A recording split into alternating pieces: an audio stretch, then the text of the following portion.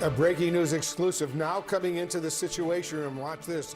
The United Kingdom is suspending, listen to this, suspending some of its intelligence sharing with the U.S. because of the Trump administration's strikes against alleged drug boats in the Caribbean. We are joined now by senior White House reporter Kevin Liptak and CNN national security correspondent Natasha Bertrand. Natasha, to you first with this exclusive reporting. I mean, this is a big deal. The UK is arguably the closest ally to the United States when it comes to intelligence sharing. What else do we know? Yeah, Pam, it's a really significant rupture here. Essentially, what we're learning is that the UK is no longer sharing intelligence with the US about these suspected drug trafficking vessels in the Caribbean because it does not want to be complicit in the US military's strikes on these drug vessels and believes fundamentally that the US military's use of force against these vessels violates international law, according to multiple sources that we spoke to. Now, previously, the UK had been happy to help the United States locate and interdict vessels that were transiting the Caribbean that appeared to be trafficking drugs. But the key difference, of course, is that it was helping the Coast Guard intercept those vessels, arrest those on board, seize the drugs, and allowing these individuals to have some semblance of due process. But now the U.S., of course, has started striking these boats unilaterally with military force, killing everyone on board. The total now for number of people killed is around 76. And we're told that the UK is deeply uncomfortable with that, and they believe that it is pretty blatantly illegal. Now, it is unclear exactly how long this intelligence sharing suspension is going to last, but we're told that it has been going on for well over a month now, essentially since the US began its bombing campaign, and it really underscores the continued questions surrounding the legality of this US military campaign, which of course the US government, the Trump administration, has insisted is part of an armed conflict that it is waging against cartel members and criminal organizations. But much of the international community, as well as legal experts inside the US, do not see it that way. Stand by, Natasha. I want to bring in our White House reporter, Kevin Liptak. How is the Trump administration responding to this extraordinary move by the United Kingdom?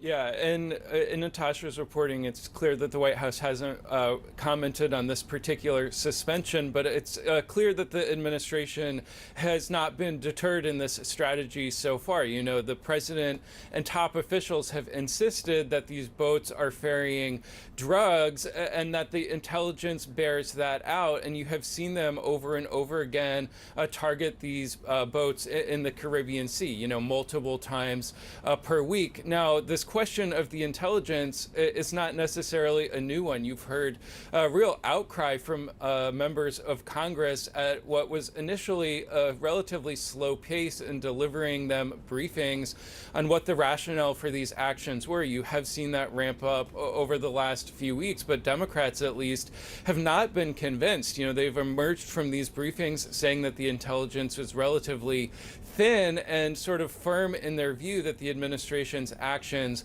are illegal. I think this will also raise some questions about what the U.S.-UK relationship is and where precisely it stands. You know, the Prime Minister, Keir Starmer, has spent a lot of time trying to maintain a relationship with President Trump, trying not to upend what is, you know, the quote special relationship. And we should note this comes at another moment of tension between the U.S. and the U.K. as the president sues the BBC for allegedly doctoring an interview that aired on the Panorama program. And so you do see those tensions building there as well. You know, the president has raised in the past the prospect that the campaign in Venezuela could potentially expand to land strikes in that country. He hasn't made a decision on that front yet. He has offered somewhat contradictory views. He told 60 Minutes a couple of weeks ago that he did not think that that would happen. But clearly the U.S. is engaging in this massive military buildup in the region. Now, with the revelation that the U.K. has suspended intelligence sharing, it all leaves open the question of where potentially this is all leading. Yeah, some very serious questions now. Natasha Bertrand, Kevin Liptak, thank you so much. Big deal. And let's get some analysis right now. Joining us, CNN military analyst, retired Colonel Cedric Leighton. Colonel Leighton, thanks so much for joining us. Based on my experience, this marks a very significant break from the U.S.'s closest ally, Britain, and intelligence sharing partner. I don't remember a time when Britain has publicly announced it was suspending intelligence cooperation in a certain area because it suspects what the U.S. is doing was illegal. Are you surprised? Oh yes, I'm surprised that it has come to this stage right here, but I'm not surprised with the British action, Wolf. The British relationship, the intelligence sharing relationship that we have with the Brits, really goes back all the way to World War II, and even before that to some extent.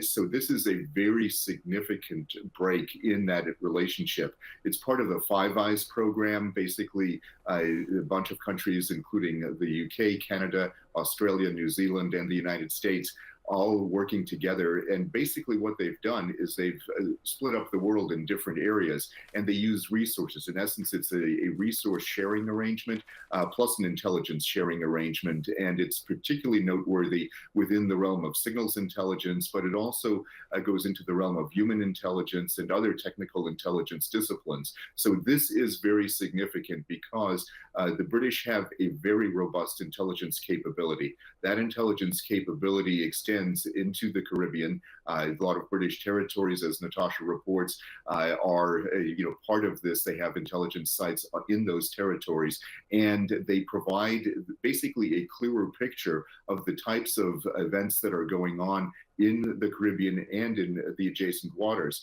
So this lack of intelligence support from Britain is going to have a significant impact on the accuracy of the intelligence that the U.S. uses in prosecuting the so-called war on drugs. So this is a major, major issue. Do you remember a time when the when the UK has accused the U.S. of violating international law? No, I know that elements within UK society have made those accusations going back to certain operations back in the 1980s, and they were also, of course, opposed to Reagan's deployment of missiles back in the 80s to get the Soviets to back down. But that was never the position of the British government. The British government always ensured that there was a robust intelligence sharing architecture. During the Cold War, we had a massive exchange of data with the Brits in Eastern Europe. We also worked with them extensively in both the Iraq War and the Afghanistan conflict. So the relationship with Britain was always very, very solid, and was basically as if they were an extension of us and we were an extension of them. And it was one of those operations, one of those relationships, really, that allowed us to have the type of robust intelligence collection efforts that allowed us to ensure our security after 9/11. Was also a major effort on the part of Britain to really help us in a lot of the conflicts that ensued as a result of the war on terror.